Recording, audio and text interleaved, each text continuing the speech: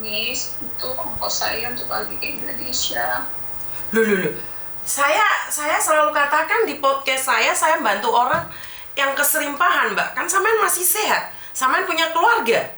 Saya sakit, Miss, di sini pun saya berobat harus pakai uang saya. Lah kamu ke Malaysia ngapain, Mbak? Maksudnya saya kerja ART. Ngerti? Maksud saya gini loh, sebentar, saya minta maaf ya. Karena Miss Yuni lagi live nih.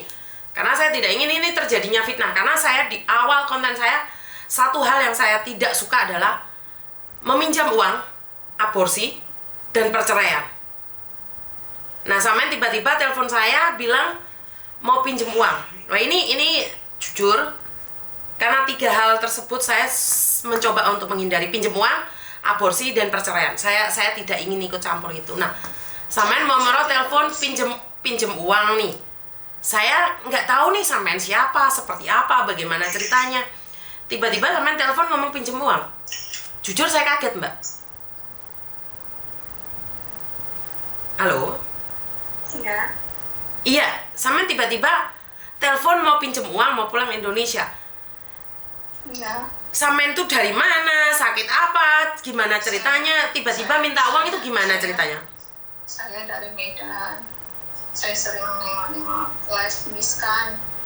Gitu, saya kemarin tuh ada kata-kata bagian kemaluan kan. Saya tadi ada kirim juga di WA. Maksudnya gimana, bagian kemaluan gimana? Gatal-gatal gitu dia, Miss. Oke, terus? Dia mengeluarkan nanah berair gitu, bau, itulah dia. Barangmu gatel-gatel bernanah.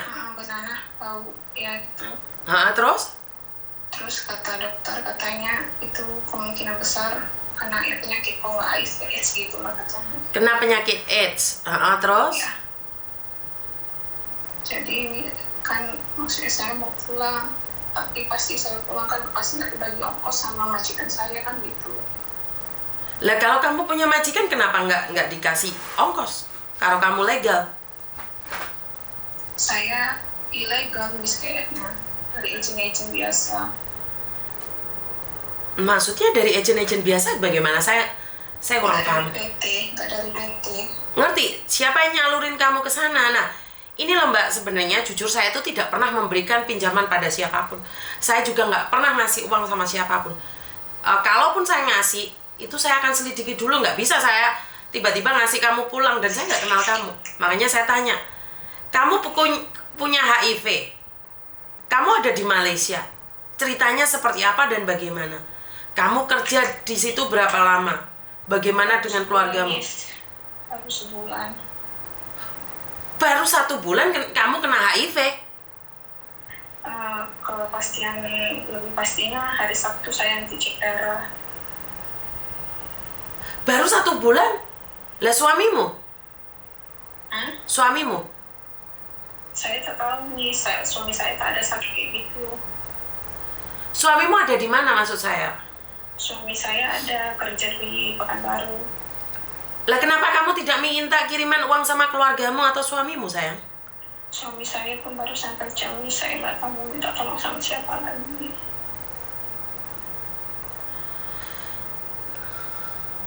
Oke, siapa yang nyalurin kamu ke Malaysia? Saya punya tetangga. Kamu harusnya minta tetanggamu untuk memulangkan kamu, karena kalau kamu sakit, tetanggamu yang wajib memulangkan kamu. Tapi katanya saya harus ada duit untuk ongkos pulang, Miss. Itu katanya. Lah kamu baru kerja 1 bulan, Dok. Kamu pingin pulang, ya jelas semua resiko ditanggung sendiri, Dok. Karena harus ada biaya.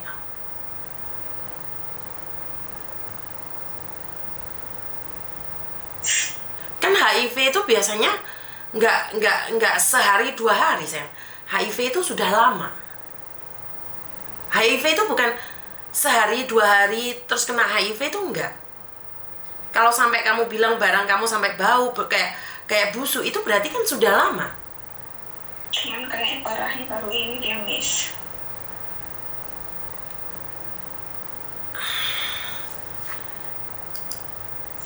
Karena saya pribadi Mbak, jujur ya, saya pernah nih dimintain tolong sama orang, dia bilang keguguran. dia bilang keguguran. Saya percaya ternyata dia aborsi. Oh, itu saya dosa, Mbak. Dan saya jujur, saya nggak aborsi nih. sebentar, saya cerita. Saya nggak bilang kamu, Mbak. Dengarkan saya ngomong dulu, saya nggak bilang kamu loh. Saya cerita nih, ada orang minta tolong sama saya. Dia itu ngomongnya keguguran, ternyata dia aborsi. Dan saya ngasih uang ke dia. Itu tahu nggak dosanya saya kena, Mbak juga? Iya, paham. Nah, sekarang ini kamu punya keluarga. Bener nggak? Benar. Kamu itu punya keluarga. Dan tiba-tiba kamu minta uang nih sama Miss Yuni.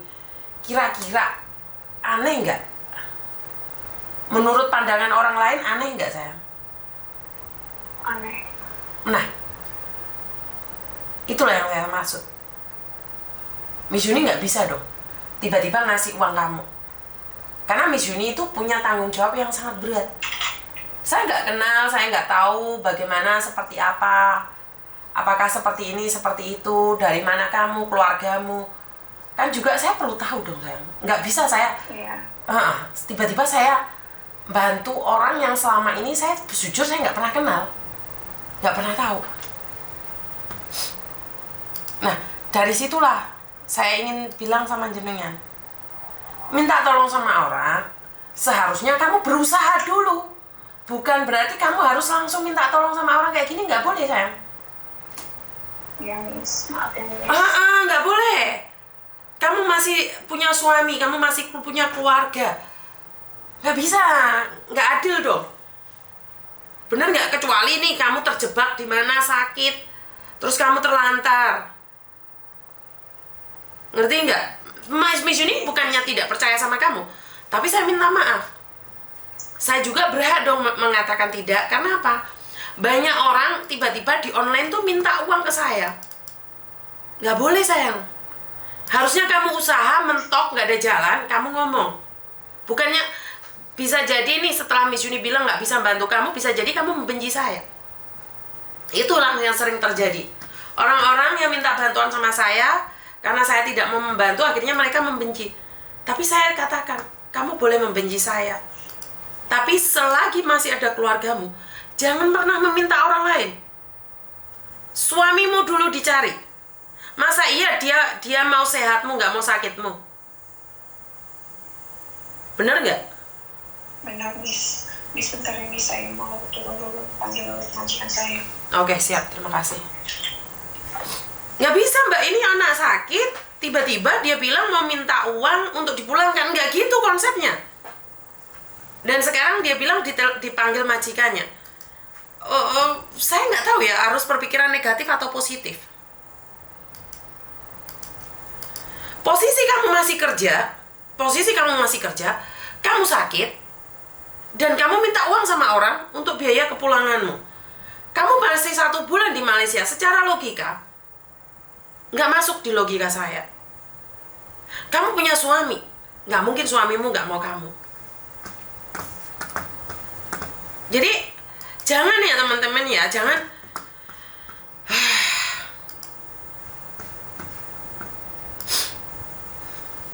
Sedih nggak sih? Sedih banget. Sedih banget kalau tiba-tiba ada orang telepon saya minta uang. Saya paling nggak mau ya, Mbak ya. 3 hal. Saya sendiri mengajarkan pada kalian semua untuk tidak menjadi pengemis online. Yang kedua, tentang perceraian. Sebuah perceraian. Karena dampaknya pada anak-anak. Karena itu saya sangat takut sekali dengan sebuah perceraian. Ketiga, tentang pembuangan anak. Itu saya sangat mengatakan tidak untuk membuang anak. Saya katakan tidak untuk itu. Karena itu, kalau kalian tiba-tiba telepon saya dan mengatakan orang itu minta uang ke saya untuk kepulangan dia, sementara dia punya keluarga, punya semuanya, terus dia minta ke saya, ini beda ya. Uang takziah beda ya. Uang takziah itu buat orang yang keserimpahan loh, Mbak.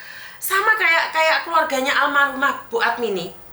Itu dia dikasih uang 200 juta atau Ibu Admini sehat.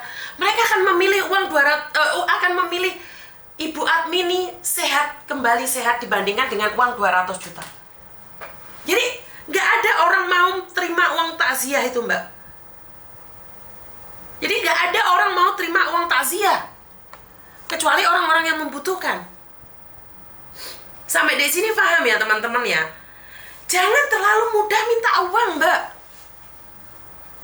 Dan sampai di luar sana mengatakan bahwa saya menggembor-gemborkan untuk meminta takziah buat almarhumah Bu Admini.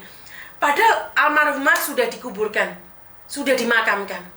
Itu masih menjadi perdebatan panjang. Padahal waktu itu saya tuh tahunya tanggal 4 Mei. Saya tuh baru tahu jika almarhumah Bu Admini itu tidak dimakamkan di Makau.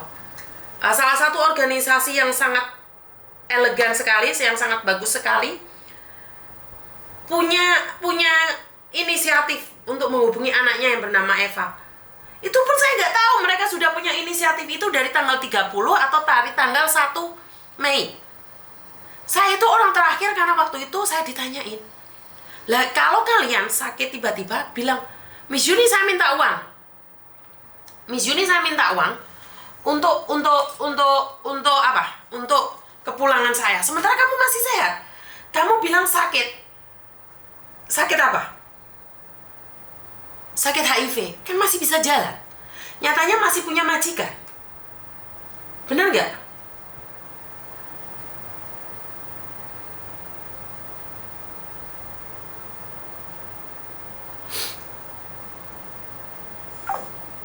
Ini siapa ini yang telepon saya? Kok mati? Sebentar ya, saya angkat ya. Halo? Halo. Kenapa, Mbak?